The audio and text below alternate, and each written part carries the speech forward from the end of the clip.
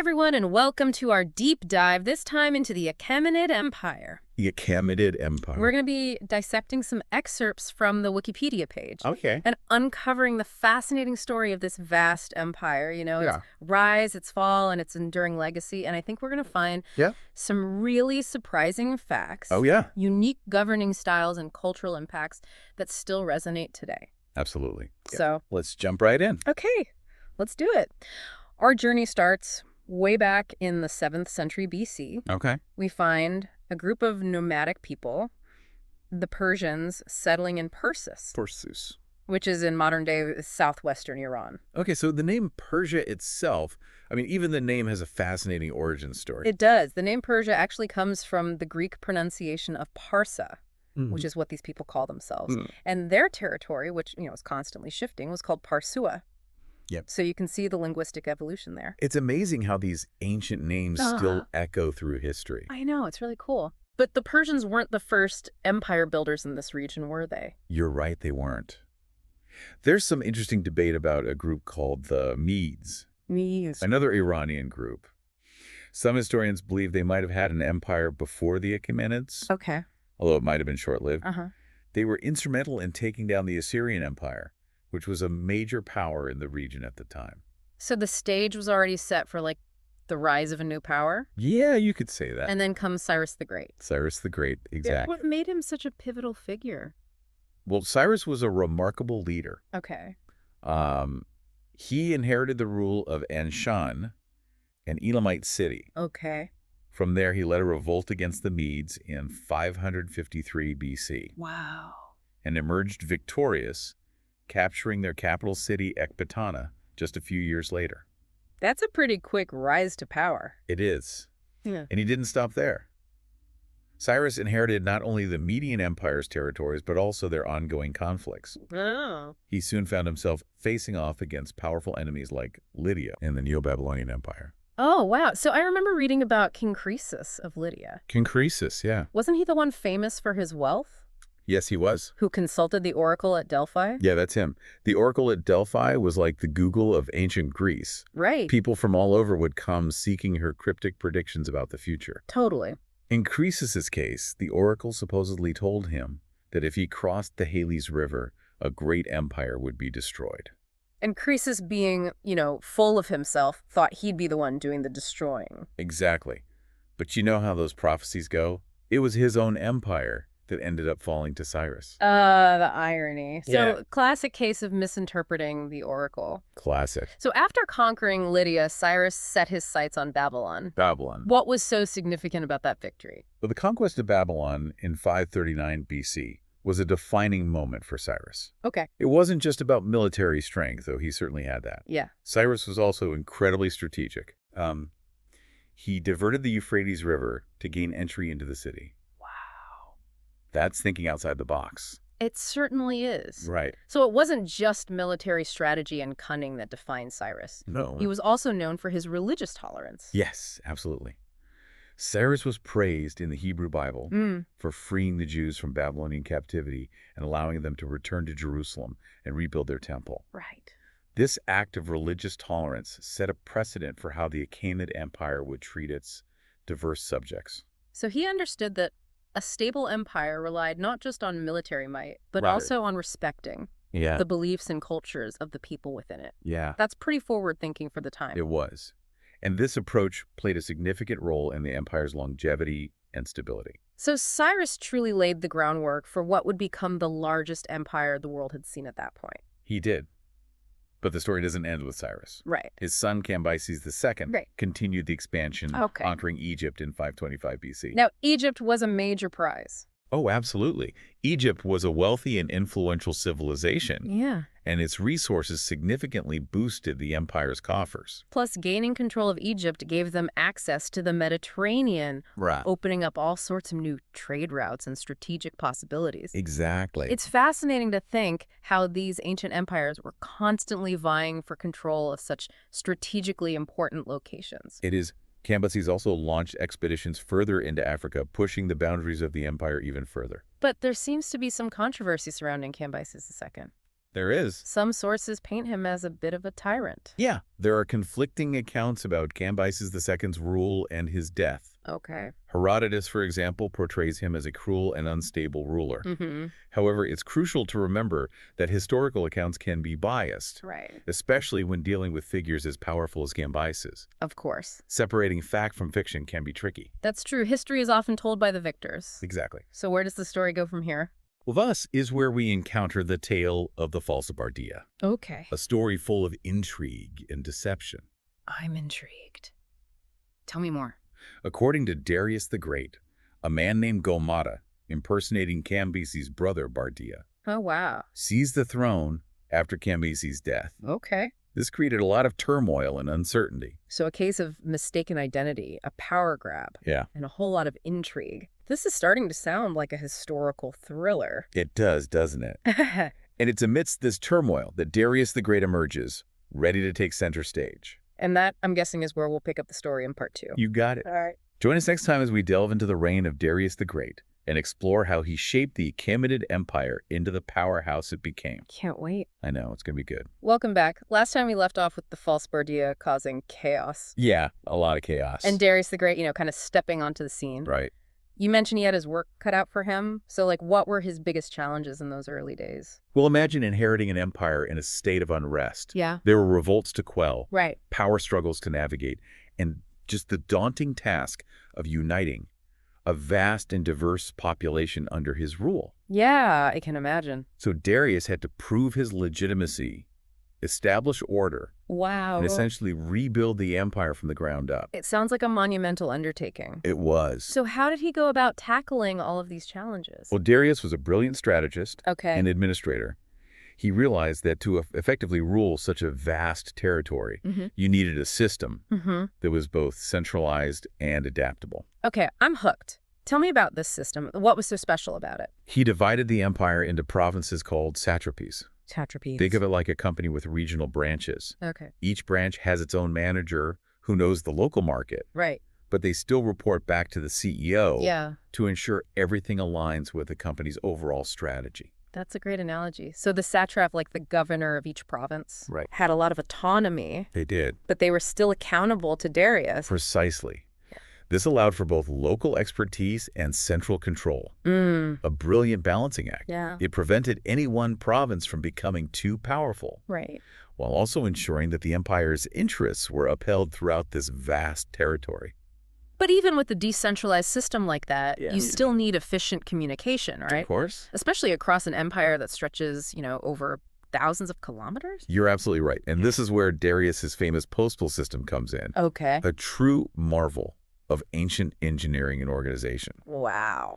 Imagine this, a 2,500-kilometer highway with stations for fresh horses and riders Wow. strategically placed along the way. So they would just switch out? Switch them out. Horses and riders? Yeah.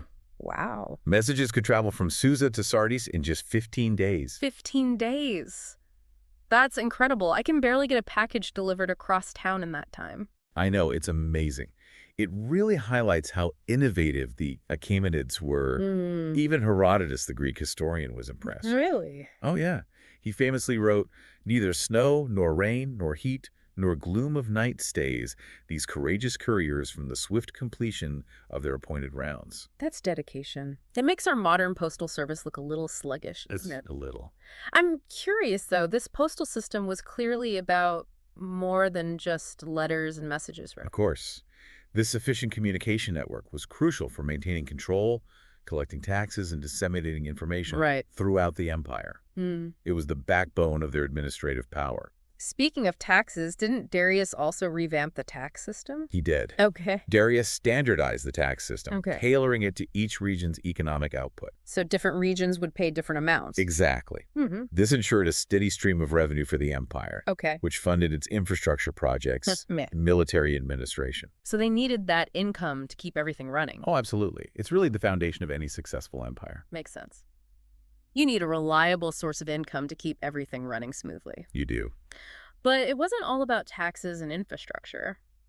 Darius also made some pretty significant contributions to the financial world, didn't he? You're referring to the introduction of the daric. I am. Tell me more about that. The daric was the first gold coin. Really? Yeah, and it was introduced alongside the silver siglos. This created the bimetallic standard, a concept that still underpins many modern economies. Wow. So we can trace the roots of our modern financial system back to the Achaemenid Empire. Pretty cool, huh? It's amazing to think how these ancient innovations still echo through history. It's fascinating, isn't it? They were pioneers in so many ways. It seems like Darius had a real knack for organization and administration. He did. He really got the empire running like a well-oiled machine. Very much so. But I imagine no empire, no matter how well run, can avoid conflict altogether. Is that right? That's true. Even the mighty Achaemenid Empire faced its share of challenges. Okay. And one of their most significant challenges came from a group of people we've already encountered, the Greeks. Ah, yes. The famous Greco-Persian Wars. Yes. This is where we see a clash of civilizations. Right. A sprawling empire. Yeah. Versus a collection of fiercely independent city-states. Exactly. It's a story that's captured imaginations for centuries. For sure. On one side, you have the massive centralized power of the Achaemenid Empire. Right. And on the other, you have these smaller, fragmented Greek city-states. Yeah. Fiercely protective of their independence. So what was like the initial spark that ignited this whole conflict? The conflict started with the Ionian Revolt in 499 BC. Okay. Greek cities in Asia Minor, under Persian rule, rebelled. Okay. And Athens and Eretria lent them support. So this was seen as like a direct challenge to Persian authority. Absolutely. Darius was furious. He saw this as an act of defiance that couldn't go unpunished. Oh. And so he launched the first Persian invasion of Greece in 492 BC. So this is where we get to the famous Battle of Marathon, right? Yes. The one where like a much smaller Athenian force managed to defeat the Persians. That's the one. Marathon was a shocking defeat for the Persians. Wow. And a defining moment in Greek history. It proved that the Persians weren't invincible. Right. And it fueled the Greek spirit of resistance. I can imagine it was a major blow to Persian pride. It was Darius died before he could launch another invasion. Oh. But his son, Xerxes was determined to avenge his father's defeat and crush the Greeks once and for all. So Xerxes picks up where his father left off? He did. What happened next? Xerxes assembled a massive invasion force, one of the largest the world had ever seen at that point. Wow. And set off for Greece in 480 BC. Okay. This invasion included the iconic Battle of Thermopylae, where a small force of Spartans led by King Leonidas held off the vast Persian army for days. Ah, the 300 Spartans. It's a story that's become legendary. It's a tale of incredible bravery and sacrifice. Yeah. While the Spartans ultimately fell at Thermopylae, their valiant stand bought precious time for the other Greek forces to prepare for the Persian onslaught. So it gave them a chance to regroup and strategize? Yeah. So what happened after Thermopylae? The Persians marched on to Athens, sacking and burning the city. Oh, wow. But the Greeks weren't finished yet. Okay. They knew they had to cripple the Persian navy, so they lured the Persian fleet into the narrow straits of Salamis. Salamis. This was a turning point in the war, wasn't it? It was. The Greek fleet, smaller and more maneuverable, took the Persians by surprise and inflicted a devastating defeat. Wow. It was a huge blow to Persian naval power. So even with their massive army, the Persians couldn't overcome the Greeks' strategic advantage at sea. Right. What was Xerxes' reaction to this defeat? Demoralized and facing mounting losses, Yeah. Xerxes retreated back to Persia. He left behind a land army to continue the fight. But that army was ultimately defeated at the Battle of Plataea in 479 BC. Okay. Effectively ending the Second Persian invasion. The Greco-Persian Wars were a pivotal chapter in the history of both empires. They were. What were like the lasting impacts of these conflicts? For the Greeks, it was a victory for their independence and ushered in a golden age of culture and prosperity. All right. But for the Persians, it was a humbling experience. Yeah. It forced them to reevaluate their strategies and shifted their focus inward. They realized that their vast empire wasn't immune to challenges, and they needed to adapt their approach. So it was a turning point for the Achaemenid Empire as well. Yes. What happens next in their story? Well, after the Greco-Persian Wars, the empire entered a new phase one, marked by a focus on internal stability and a flourishing of culture and religion. Okay. But we'll have to save that part of the story for our next segment. All right. Stay tuned. Welcome back to our deep dive into the Achaemenid Empire. We've seen their rise to power, their innovative systems of governance, and of course their clashes with the Greeks. Yeah, those were some pretty epic battles. They were. Now let's explore what happened after those epic wars. You mentioned a shift towards internal stability and cultural development. What did that look like? Well, after the intensity of the Greco-Persian Wars, the Achaemenid Empire entered a period of relative peace. Okay. It's fascinating to see how they shifted their focus inward, consolidating their power and nurturing the cultural tapestry of their vast empire. So less about, expanding borders and more about strengthening what they already had? Exactly. Remember, the Achaemenid Empire was incredibly diverse, encompassing a multitude of languages, religions, and cultural traditions. Yeah, it wasn't a monolithic entity. No, it wasn't. Right. The challenge was to find ways to unify these diverse groups to create a sense of shared identity and purpose. That makes sense. You can't rule effectively if everyone's pulling in different directions. So how do they go about fostering this sense of unity? One of the key figures in this period was Artaxerxes. Artaxerxes. He came to power after Xerxes I and oversaw a period of relative stability and peace. Under his rule, we see some significant changes in the empire's administration. Okay, like what? For one, there was a shift in the language of government. Elamite, which had been used for official records and communication, was gradually replaced by Aramaic. Why the switch? Aramaic was a widely spoken language across the region. Okay. Kind of like a common tongue. Right. Making it the language of administration made practical sense. Yeah. It facilitated communication across the vast empire and streamlined bureaucratic processes. Imagine trying to run an empire where everyone speaks a different language. Oh, yeah. It would be a logistical nightmare. It would. So this was a move towards greater efficiency and unity. Precisely. And it also highlights the empire's pragmatism. Okay. They were willing to adapt their systems to better suit the needs of their diverse population. It wasn't about imposing a single culture or language, but finding ways to accommodate the existing tapestry of cultures.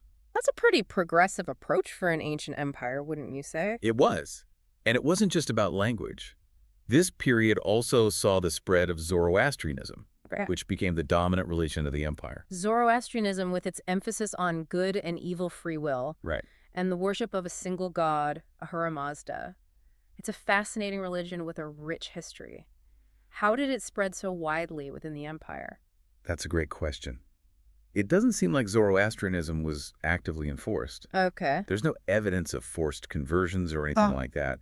It seems to have spread organically, resonating with people from various backgrounds and gradually becoming intertwined with the cultural fabric of the empire. That's interesting. It suggests that Zoroastrianism offered something appealing to people. Right. Perhaps a sense of meaning or spiritual connection that transcended their cultural differences. Exactly. It's a reminder that ideas and beliefs can be powerful, unifying forces, even within empires as diverse as the Achaemenid Empire. So, there are some interesting contrasts between Persian and Greek religious practices. Oh, yeah, definitely. Herodotus wrote about how the Persians didn't build temples or make sacrifices in the same way the Greeks did. Yes.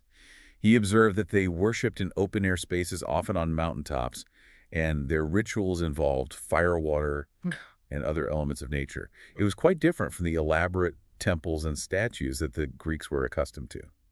So even within this growing sense of unity, there was still a recognition and respect for different ways of life. Absolutely. Tolerance and cultural diversity were hallmarks of the Achaemenid Empire. But that doesn't mean everything was always peaceful and harmonious. No empire is. Right, no empire can avoid challenges altogether. What kind of difficulties do the Achaemenids face during this time? They still had to deal with recurring revolts in Egypt, for example. Okay. Maintaining control over such a vast territory was a constant challenge. Right. They also had to be wary of their Greek rivals. I imagine those tensions didn't just disappear after the Greco-Persian Wars. No, they didn't. In fact, the Achaemenids sometimes even funded Greek city-states to fight amongst themselves. Really? Yeah, a clever strategy to prevent them from uniting against Persia again. Oh, wow. It was a complex geopolitical game they were playing, always looking for ways to maintain their position of power. A bit of divide and conquer, eh? You could say that Artaxerxes II, who had one of the longest reigns of any Achaemenid king, faced many of these challenges. He had to put down a major revolt of satraps. Wow. Demonstrating that even within the empire, power struggles were a constant threat. It's a reminder that no empire, no matter how powerful, is immune to internal strife. Exactly. And despite these challenges, Artaxerxes II also oversaw a period of cultural flourishing. He expanded Persepolis, which became a symbol of the empire's wealth and artistic achievements. Persepolis, with its grand palaces, intricate reliefs, and monumental architecture, really captures the imagination. What a testament to the Achaemenids' cultural sophistication. It is. It gives us a glimpse into their world, their artistic vision, and their sense of grandeur. But as we move into the final act of the Achaemenid story, internal strife starts to play a larger role, doesn't it? Sadly, it does. It's a recurring theme throughout history. Right. Empires often weaken from within before they fall to external enemies. In the case of the Achaemenids, Artaxerxes III was poisoned. Oh, wow. And his successor met a similar fate. These assassinations created a power vacuum that ultimately paved the way for Darius III. And this is where Alexander the Great enters the picture. Yes, Alexander the Great. One and only. A whirlwind of ambition and military genius. Wow. He arrived on the scene at a time when the Achaemenid Empire was already weakened by internal strife. Right, so perfect timing for him. It was. His conquests were incredibly swift. They were, Alexander defeated the Persians at Granicus, Issus, and then decisively at Gaugamela in 331 BC. Wow. The Battle of Gaugamela marked the end of the Achaemenid Empire. What a dramatic end to such a long and influential reign. It is. But there's a poignant detail about Alexander that I find quite interesting. Okay. After conquering Persepolis, he visited the tomb of Cyrus the Great at Pasargadae.